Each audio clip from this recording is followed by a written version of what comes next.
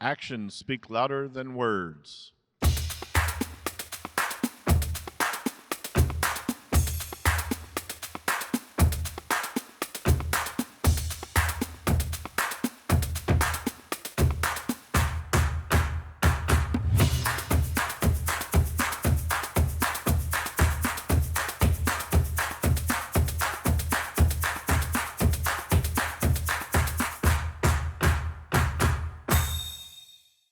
Please welcome to the stage CEO, Inca Group IKEA, Jesper Broden, and founder, Ambition Loop and Global Ambassador, High Level Climate Champions, Nigel Topping. Morning, everybody. Very, very exciting to be here for this session. Action speaks louder than words.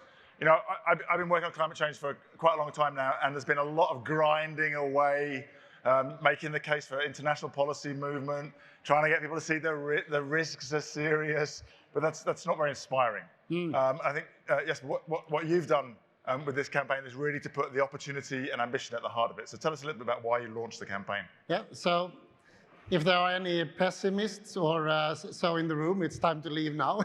This is the welcome to the, I think, optimistic side of climate change. Listen, Nigel, I think the story began about 6 years ago, actually here in New York, in the midst of a heavy week with conversations about not only that we're not doing enough, which we still are not, but also deniers of climate, obstructors, disruptors, and so on. And we decided to actually center in on something that became a manifesto, which we call Action Speaks. And it's 5 things. First of all, we say that words are important, good intentions as well, but at the end of the day, it's only actions that matters. Secondly, we say this is a crisis where we don't set the clock speed. So speed is of essence. We can't be too intellectual too long about this. Third, it is about collaboration. IKEA or any company out there is simply too small to, on our own engine, so to say, make these changes. So we had the insight that it requires another way, an unprecedented way of working with supply chains, with peers, but also with governments and other stakeholders to make it happen. 4, and this is an interesting one, we said it's good to do things that inspires people, but it's really, in the end of the day, about impact. So each one of us need to know our scope 3 total impact, and we need to make sure that what we do actually has that impact to match the responsibility.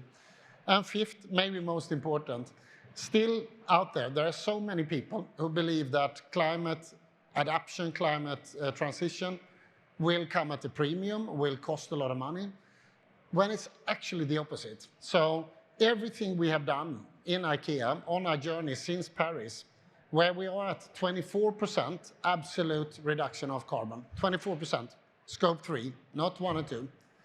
Every bit of that has, admitting all the pain and difficulties, but every bit of that has helped us reduce our cost and improve our business. So the integration between being resource smart, climate smart, and cost smart is incredibly evident to us. So principle number 5 is make sure it's good business to be a good business. Yeah. It's interesting you talk about being resource smart. I remember when I started in the automotive industry a very long time ago, and the lean manufacturing revolution had just started, and Toyota had taken this brutal approach to eliminating waste. Yes. I think a lot of what you've found is that actually there's so much waste in so many of our processes and products, so that's what you do. But that, I know that you've recently added a focus on mobilizing finance. So say a little bit about why you've added that and why that's so important. So I would say, thank you. I think for those of you who have not yet had time to look at the exhibition, I really encourage you to spend some time and look at it. So you have different categories, and this is based on the collaboration with Project Drawdown. Who we'll hear from later. So we have EAT, we will hear from them. We have EAT, we have Produce, we have different obvious areas of where we can, so to say, sectorial look at the benefits. Last year, when we basically did a pilot, we realized that finance in itself is a category that is obviously needed in order to get through. And we're also looking into and having dialogues to actually maybe categorize philanthropy, which is then maybe the only side that doesn't have to have that evident business upside, but still there is impactful examples to share. And I think it's really important that you've added that, because in a way, the whole vibe of Action Speaks Louder Than Words is about innovating better solutions for ordinary people. And I think that when we talk about the need to mobilize finance, it's often been in the sense that we just need finance to pay for the transition, whereas finance has to be a problem-solving partner as well, right? It's not because we need to find ways to unlock value that are not always obvious. Absolutely. Yeah. I think what we are at the cusp of actually achieving together is the new economic model. I truly believe so. So the linear economy will not work for IKEA for many reasons. Ethical, brand, but definitely not from a cost perspective. We are serving the many people with thin wallets. They are engaged, but they don't have the money to pay extra for the solutions that we need to provide. So we need to transform and we need to scale. And there we, of course, need finance, engineers, and everybody to work together. And what we have out here is actually then the intention of saying two objectives, actually. Let's get together and look at the real impactful stuff and get inspired across different sectors of industry to see we can learn from each other that is possible, both the carbon and the business upside. And secondly, it's really to give hope. Because I believe, Nigel, right now, too many people believe nothing is happening. Yeah. We all know not enough is going on. But on the other hand, I've never seen such a momentum as we are experiencing today. And the numbers I shared about IKEA goes for so many of the industry leaders out there. Yeah, and I would encourage everybody who's here is to listen to the examples of IKEA, but also everyone else we're going to hear, and call out the media in only telling us the bad news stories. Right. But if you read the media, you would believe that it's all about backsliding. I was just at a session yesterday. In the last 12 months, there's been a 23% increase in the number of major global companies committing to robust science-based net zero targets. That's not backsliding, right? That's revolution. Now I got a couple of final questions before we wrap up.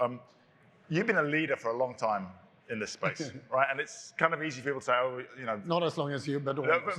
But you know, they're special. We can't do it. But you're also very involved in a lot of, you know, obviously the IKEA Foundation helped us launch Women in Business. You've been very involved in the CEO Leaders Forum on Climate at the World Economic Forum. Just tell us a little bit about the power of FOMO, if you could. When people start seeing that you're actually benefiting from being a leader, and how can we really encourage other CEOs to understand that this is an opportunity that they can take, but if they don't take it, there's a risk. Well, if I say like, first of all, we have a long tradition in IKEA, so I'm following big shoes and many footsteps of a lot of leaders.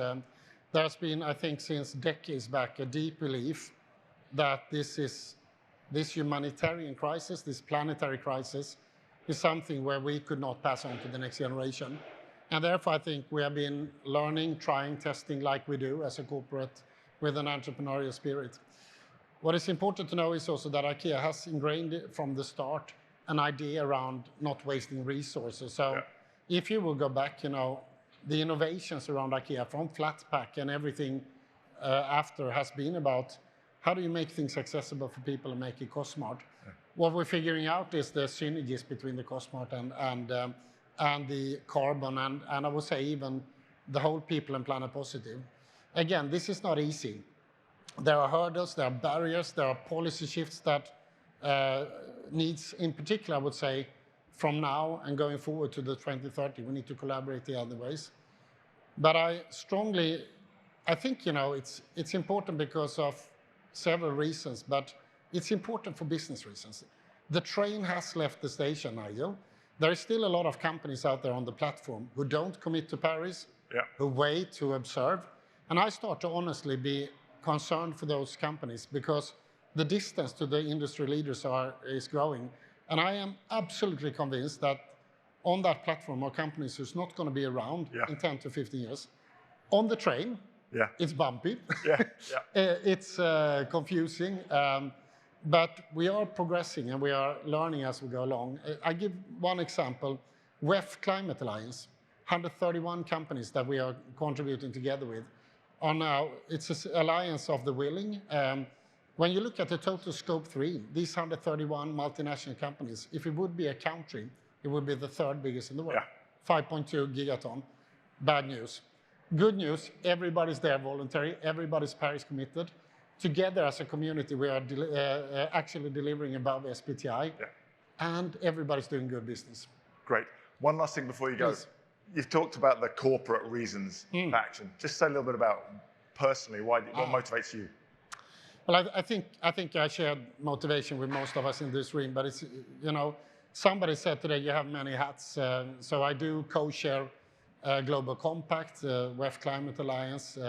I'm in B Team, which is about collaboration because we need to work with more. I have a day job for IKEA. And then I think my first hat is a father of 3. Yeah. And I think that's enough motivation for me to make sure we not only think about it, but we actually are part of the solution for the future and for them. Wonderful. And thank you for launching the Action Speaks Thank you. platform. And Jesper, we're going to get you back at the end for some closing thoughts. Thank you, Jesper. Thank you.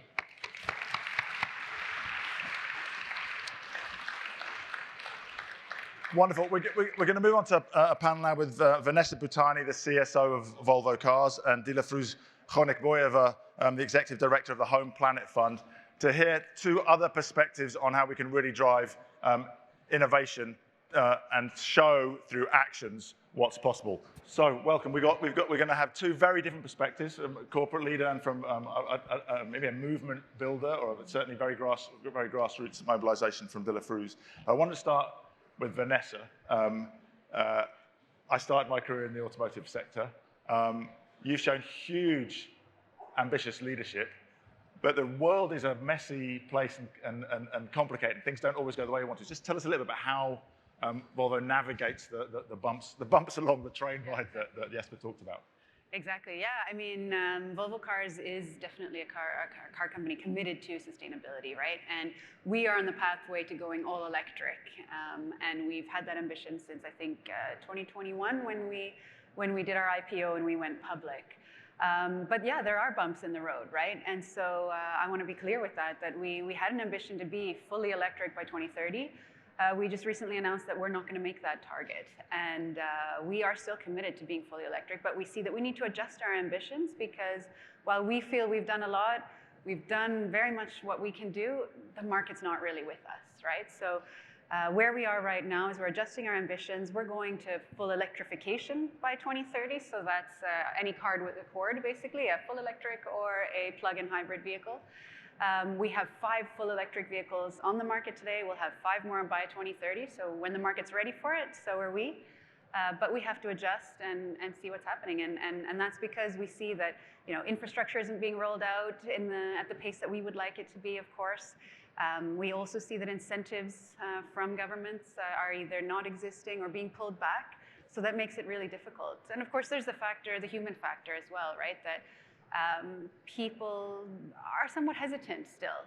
And it's different in different parts of the world that we see, but that move from a pure combustion engine that we're all used to a full electric is perhaps a bigger step than most people are willing to take. So we see that our plug-in hybrid vehicles are actually a great way to help people make that transition to an electric vehicle and can actually get you driving much more electric in your day-to-day and have the combustion option for when you need it for a longer trip or something like that. And then people see, wow, this is a great experience. We want to move to electric. And we know that leadership requires courage, right? And there's one kind of courage that says we're going to go all the way very fast. But it seems to me there's a different kind of courage to make a mid-course correction and risk being criticized. Just to say a little bit, how's that kind of conversation played out within the company? It's been tough conversations, obviously, because many of us, myself included, joined Volvo Cars because of this, right? We want to be the leader in safety and sustainability. Let's do it. But I think it's been also really healthy discussions at the company that, you know what, we don't operate in a vacuum, right? We need to adjust to what's happening around us as well. We still have our ambition, and we're still going all the way. And I mean, frankly, we almost have to work harder now because if we want to reduce our emissions as much as we've said that we want to, and we're adjusting those targets just a little bit, we still have to push to get as much electric vehicles as we can. So we reduce the number and the amount of the proportion of the plug-in hybrids and the mild hybrids in those, but also have to look at the other areas, which is materials, right? The steel, the plastic, the aluminum, the batteries, of course, in the product, to make sure that we make those as sustainable as possible as well, reduce the emissions there so that we can get where we want to. And that, of course, requires collaboration with a big ecosystem. I want to come back to that because it's not just what you do, but how you influence others. We're going to turn to a very different space now, Dilafruz. Now, not everyone will have heard of I think most people have heard of Volvo cars, and a lot of people will know about the work of the Home Planet Fund, but perhaps not so many people. You've got some really innovative ways of working with indigenous communities on nature-based solutions. So just give us a little sense of the scope of your work, and then we can dig into some of the details later. Yeah, so you might not have heard of Home Planet Fund until now, but you will have heard of Patagonia, the US-based clothing outdoor brand company. 2 years ago, you will have heard that Yvon Chouinard, the founder, gave it all away to nature. Nature is the only stakeholder of Patagonia, right? One of the things he's always talked about with Patagonia is what is business unusual, and that evolves day to day, frankly, for those who know him, and week to week, and month to month, and decade to decade. But as he's thinking about the next step, he wanted to know what is philanthropy unusual. And so I was brought on a little bit over 2 years ago to help answer that. So Home Planet Fund is the answer to what is philanthropy unusual. Philanthropy unusual, we say, is 3 different things. One is underfunded peoples, the second is underfunded geographies, and the third is underfunded solutions. For underfunded peoples, we fund directly into local communities, whether that's women's collectives, whether that's indigenous tribes, whether that's any kind of community structure that serves as governance at a local, regional level. 2 is underfunded geographies. I think especially in the climate movement, we tend to, naturally, we all get excited about 1 or 2 places. And there's almost a fad cycle around it. And yet there's geographies that they feel distant, they feel foreign, they feel rural, they feel difficult to access, and we don't realize the climate potential for them, despite the fact that the science is there for them, right? And so we go there. We kind of go to these places where others won't, and to proof out that it is possible, it does have a massive climate impact. And 3, underfunded solutions. Many of you might have heard of nature-based solutions, which is that nature is the original solution. There are things we can do now to regenerate, to conserve, et cetera. We call them indigenous solutions because some of these haven't been peer-reviewed in the same way, but by proof of thousands of years, they've kept the lands and waters clean. And so Home Planet Fund is that. We do all of that. We can get into governance later, but what's interesting is part of the philanthropy unusual is we are not part of Patagonia. We are separate. We have a board of people who are from all over the world, the way I am, right? And everybody has a different technical, geographical interest. And part of that is it makes the governance easier. But we can talk about that later. And I'm really keen to hear more about the financing of nature-based solutions, and how, because that seems to be a problem, full stop. But then how you integrate that with a community focus. Also, I really resonate with my partner in crime from the COP processes, Gonzalo Munoz. We just founded an NGO, and we deliberately based it in Chile because we're like, everything's based in London, New York, Geneva, and if we want to change the power structures, we have to change the power structures, right? And so we can't just take, and believe me, it would have been so much easier to have founded it in London. Of course. Of course, but then it would have been kind of disingenuous in a way, that commitment to more work in the global south. So very interesting. Vanessa, let's come back to that point of you were just alluding to it at the end there, that people think about the electrification of the car, but if you're going to get to net zero, it's not just electrification of the car, it's the transformation of everything that goes into it, and there you're not in charge of all of that, right? You're the sort of apex of the pyramid. But tell us a little about some of the collaboration that's needed in the supply chain and more broadly to drive that innovation. Sure, and thank you for the question. Yeah, we don't operate alone, that's for sure, especially when we say we want to be net zero across our value chain by 2040, right? Our value chain includes, obviously, everybody outside of us as well. So we really need to work to make that happen. So the electrification is one thing, and working, obviously, with cities, with states, with governments to help to roll out infrastructure. But then, like I said, we've got the materials, right? And I think a great example here is steel, which obviously is a big part of the car. And we want to get as much low-emission steel as we can, and that requires us to work through the value chain, work with all kinds of different partners, and we see things aren't going fast enough, right? So we need the low-emission steel. There's all kind of innovation going into new types of companies trying to do that, but there's also, we need to look at areas of how can we use more recycled steel? How can we get our own scrap back into our own processes, right? So that we create more waste that you were talking about previously as well. And here, we see that the supply really is a challenge. So we've joined organizations like the Steel Zero and the World Economic Forum's First Movers Coalition to really signal that we want this. We are going to come together with other like-minded partners to say, look, we're creating a demand here. Yeah. So there is a demand, there is reason to invest to make these things happen so that we can see that the change comes. And we actually that model, which I think really started with RE100, which I think we launched in like 2014, like bringing together sort of critical mass to send a demand signal. I think initially we thought it was just the signal, but increasingly it becomes actually then using that to engage in the need for policy change. Yeah. So, and I think there's two bits of that, right? There's joining as a mass to create that critical mass, but there's also the one-on-one relationships that we have with suppliers like SSAB that we work with the steel to say, okay, this is what we need. Can we test it? No, that didn't work. You know, have that really close back and forth relationship to develop exactly what we need. That works for both of us. And you also mentioned like local and national governments there. Maybe say a little bit about how the most ambitious companies, maybe not on their own, maybe in collaboration, can influence in a positive way I was thinking, for example, you were talking about recycling more of your own steel. Well, of course, that would be easier if everybody was required to recycle their steel. Can you say a little bit about how engaging in the policy-making process can drive what we call the ambition loop between public and private? I think I have one example of that, which is actually with our new electric SUV, the EX90. So in that car, we have what's called a battery passport. So it's a QR code. You open the door of the car, and it'll sit right there, and everybody can see that, and everybody can use that. It's for us as consumers, right?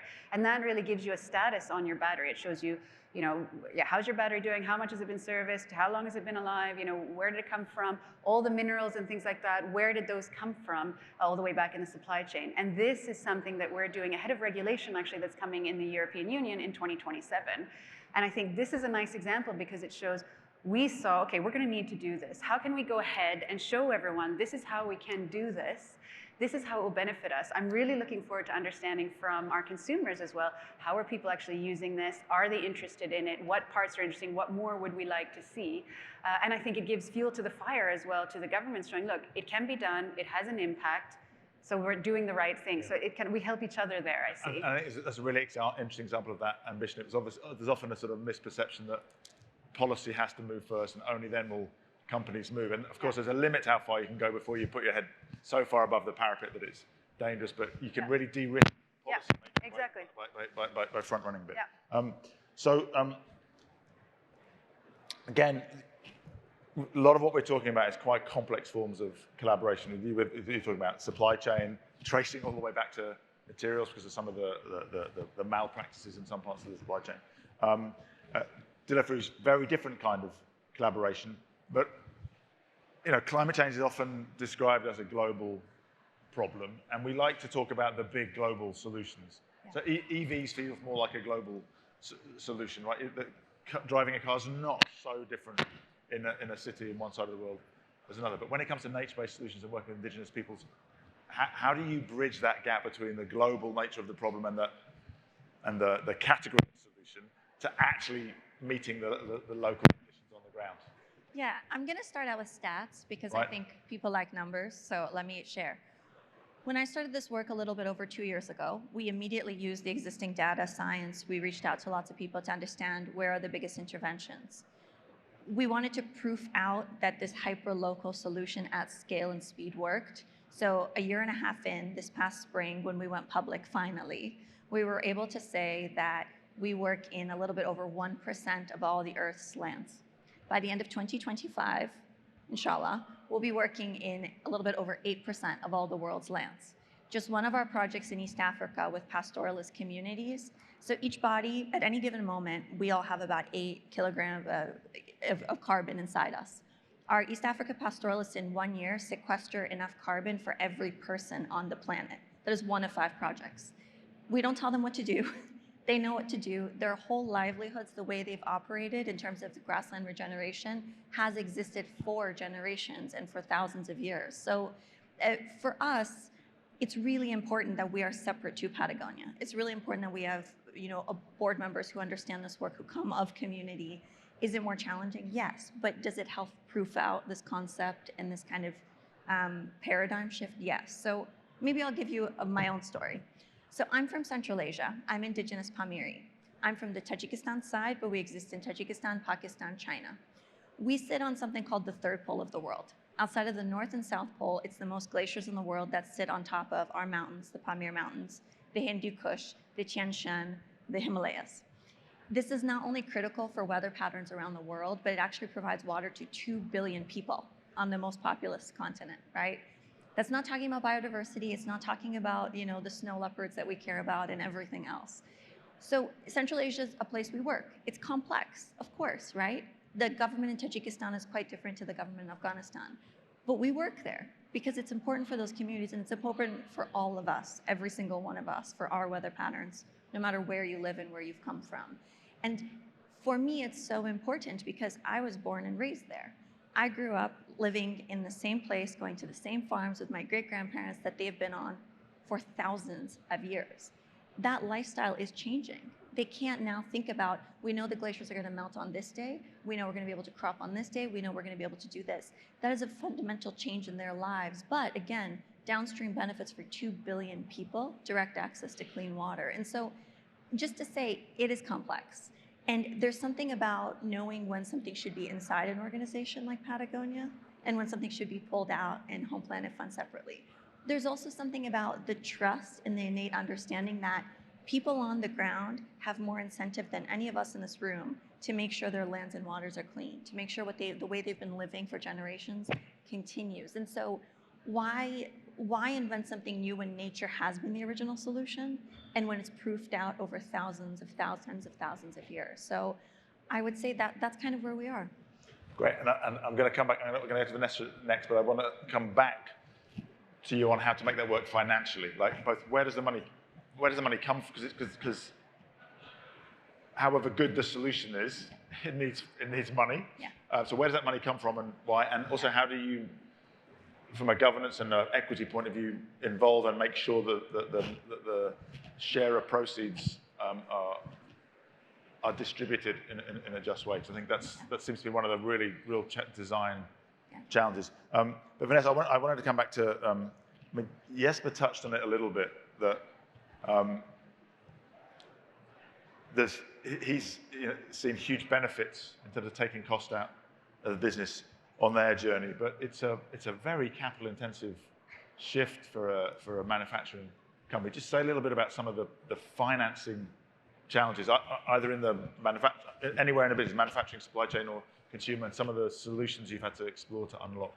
Well, I think definitely we see challenges, right? But we also see the opportunities. And one thing that we've done that I think has been super impactful for us is setting up carbon steering in our project. So every car project, you have a team who's working on that. They have goals that they set, and we include a carbon steering into that as well. So there's a fee for the carbon. It's capped at 1,000 crowns. What is that? Maybe $80 or something like that per ton.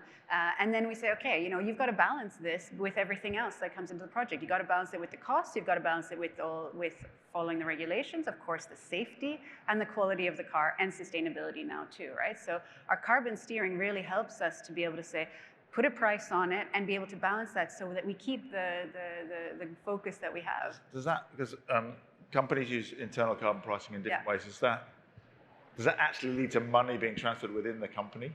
Like does plant A pay plant B? I wouldn't say that it's like that, but it's more like, okay, you and I both, you're looking for safety elements, I'm looking for sustainability elements. Yeah. How do we find the optimal balance within that fits within our overall budget so that we can meet that, right? And it allows us to really then prioritize and push as much as we can, but really keep a sustainable business case for that. So a good example here is our recent EX30 car that we've just launched. We have a little model car out there if you want to go and take a look at it, right? Where we've got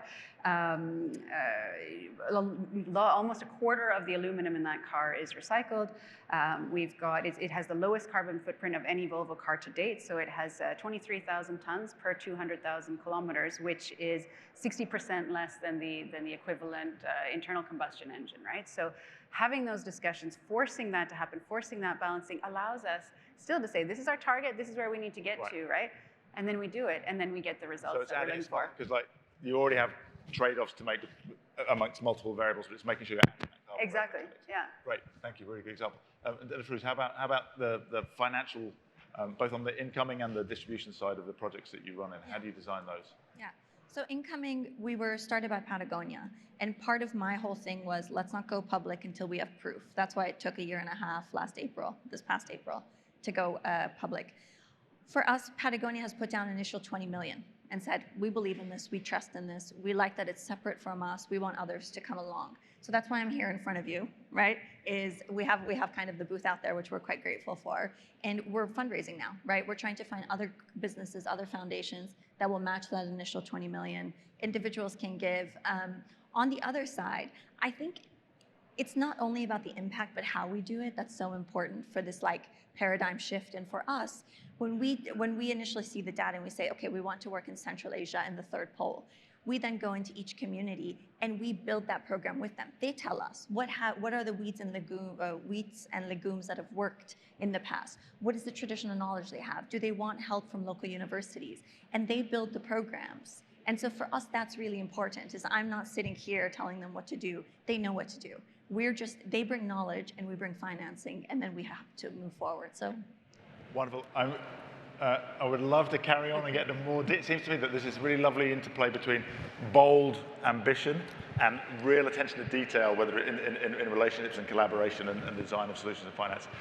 But we've run out of time, unfortunately. So let's everyone give us a big hand of applause to our two panelists. Thank you. Great. Thank you so much. Very excited that now we're going to hear from Simon Hensel-Thomas, the Global Director of Climate and Nature at the Inga Group IKEA, and Elizabeth Bagley, the Managing Director from Project Drawdown, who Jesper mentioned earlier, to launch a new platform. And I'm going to hand over to them to explain all about it. Should we start? Yeah. Great. So I've been in Climate Week for 3 or 4 days. I love New York. I love Climate Week. But something that strikes me is there's a lot of talk about problems.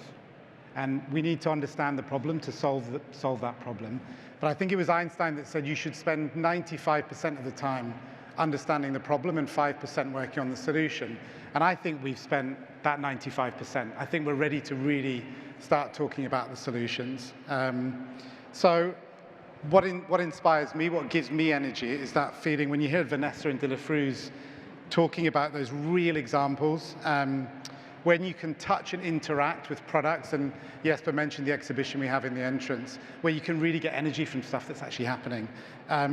So to see all those examples across sectors where companies are actually doing it for real. So this is why the amazing team, Jesper mentioned the exhibition, we call it Action Speaks. This is why we put together that exhibition, to try and inspire action, to inspire change, and really get some movement and optimism in what can be quite a sort of doom and gloom scenario. So, Elizabeth, when we say good examples, what do we mean? How do we know they're good examples? Are we just making it up, or what's the actual science behind it? I love that question, and we're not making it up. We are science and evidence-based, focusing solely on solutions at Project Drawdown, and we've researched over just about 100 solutions, and our collaboration with Action Speaks has been phenomenal because we were able to take the nearly 100 solutions and think about what are the categories that they fit into, and how can we communicate that with the general public in a way that will inspire them to look at the possibilities for ways that they can take action. So many solutions, making those solutions tangible and real through Action Speaks has been an incredible experience for us, especially when we think about scaling to people all over the world. And we need to follow the science, like you said. So I think if we know the goal is 1.5 degrees, we need to stay within that limit. And we also know the pathways to meeting 1.5. We also know that many of the solutions exist today. So really what we need to do is work with those solutions. As business leaders, we can gather around those solutions, we can scale them fast. So the platform really is about economically viable, scalable solutions that all of us can learn from and scale up as a business community, and also as individuals. And the financing question, I think, was mentioned earlier as well. Financing is critical, because without the right finance, we're not going to scale, right? So how do you see the financing part, Elizabeth? That's absolutely right. I mean, at Project Drawdown, we talk about how we need to align carbon with capital and make sure that the funding is aligned with the solutions that we know we need to put into place as quickly, safely, and equitably as possible. And so one of the categories for Action Speaks is how we finance. So the 6 categories, how we finance, that's a new category this year because we know that it's critically important for us to finance these solutions. It's one thing to just talk about them, another to say they exist, but then to bring them into the world, we really need to connect with capital. So we have how we finance, how we eat, how we move, how we grow, how we make, and how we power. And through those 6 categories, I hope you find possibility and inspiration for you to take that next step on your climate solutions journey. Brilliant. So guys, please take a look at the exhibition when you come in. There is also an online platform which we talked about, and if the technology works now, I hope it comes up, and we'll just quickly talk you through a little bit on the platform. Fingers crossed. It's going to work. Excellent. So the online platform, it's easy to navigate on your phone or on your laptop. It's where you have a diversity of all those good examples that we talked about. There's a search function, so you can search across the different areas that you talked about, Elizabeth, and all these good examples have been vetted by Project Drawdown. So we know they're, like I said, economically viable, we know they're scientifically sound, they're impactful, and they do contribute to big change in the world. And if we all can scale some of these amazing solutions, it's going to be a really, really good thing. So we made that platform available. We hope you join the exhibition, and you can also join online. So thank you very much. Nigel, any challenges from us? Or? No, well, I just want to say it's a beautiful example of collaboration between scientific rigor, super important, and the way that the language that you use, which is a translation of the language that you've used, which is a translation of the scientific rigor into the language of everyday people. You know, the way we move, the way we eat is a lot simpler than talking about CO2 equivalent metrics. It is. And I also think this is one of the ways into that journey to scale, which changes the economics, right? Which we've seen in things like the battery technology that we talked about earlier, that coming down in cost, so that as things start, the more we get to scale, the more we get the cost reduction, the more we get to scale, which triggers that kind of exponential change. So yeah, fantastic. And the thing is, understand the human condition as well. When we see optimism, when we see action, it inspires others to act as well. So I think, humans are simple. We are optimists. So yeah, we want to see solutions. So thank you for that. I look forward to exploring the platform and encourage everybody to look at Action Speaks and the good examples work that you've done. So thank you. Thanks, Nigel.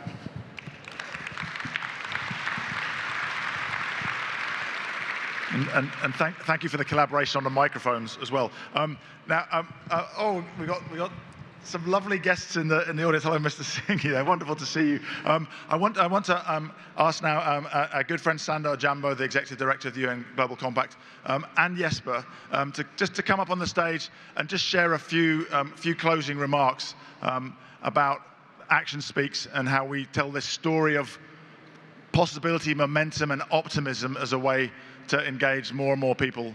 So Sandor, you're heading a huge global network of organizations, of businesses, and it stands for collaboration, and you've been very focused on real solutions. So just give us a flavor of the sense of progress you have this Climate Week compared to the many years that we've all been working on these challenges. Okay. First, Nigel, great to see you again. And let me also say, yes, Jesper's sitting here as the CEO of IKEA, but he recently joined the UN Global Compact Board as one of our vice chairs. He did mention it. Did he mention that before? Yeah, he gave a shout out, yeah. Good, great.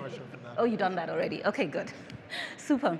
So what are we seeing this week? So actually, just a couple of floors up, we have about 500, maybe 800 C-suite leaders who are really coming together to rally around what is most important.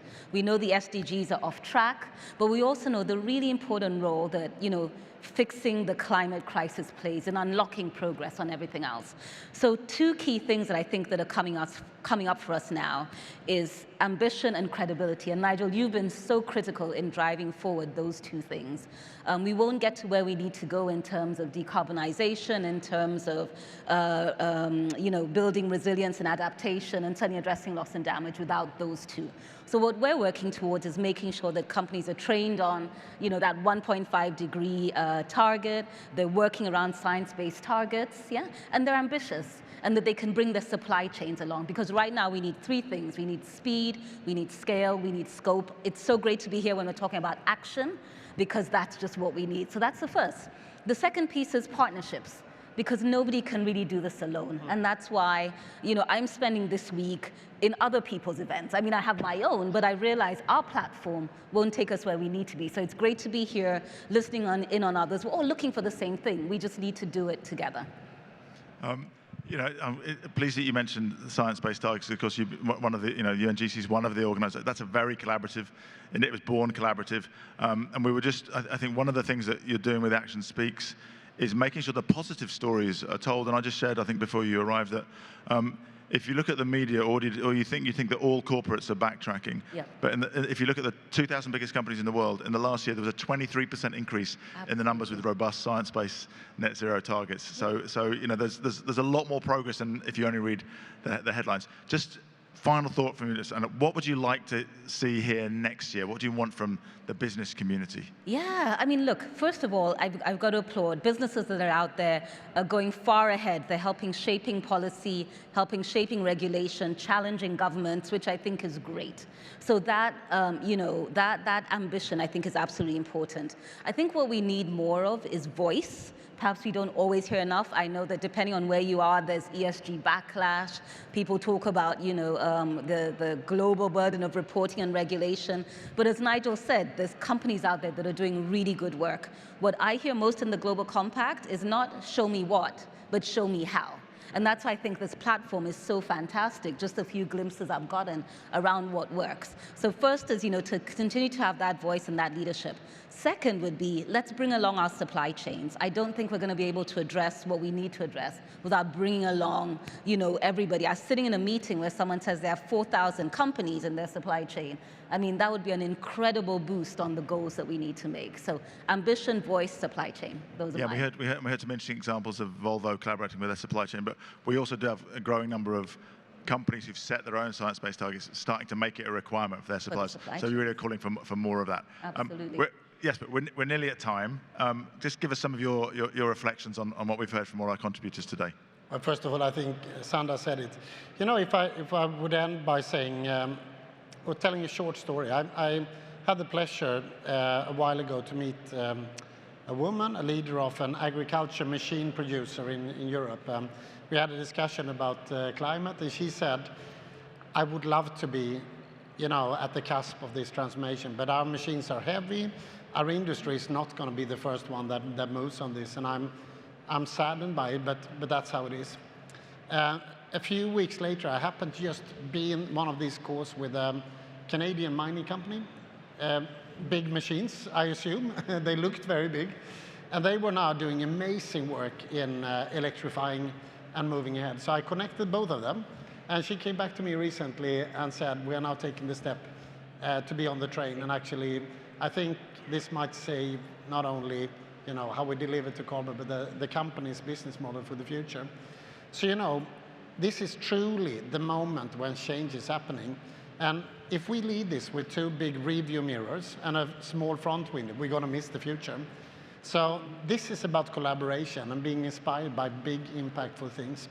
And the last thing I would say also is that, because also Sandra and I work with SMEs out there, and there's a new category this year, which you will see when you walk around in the exhibition. There are things that are already at impact, but there are also things that have the potential to be impact. So when you walk, have a look at that. If you have friends or if you're in the business, maybe there's something you would like to pick up and help us scale. Thank you. Fantastic. We're at the end of time. I think you've just beautifully summed up the need for a positive narrative, the need to be looking for solutions. It's easy to be smart about all the problems, but it doesn't really change anything. And also the power of unusual collaborations, whether it's across the supply chain or between an agricultural equipment manufacturer and a mining company. Who'd have thought it? So with that, please thank Jesper and Sandra and all of our great speakers. Thank you. Thank you.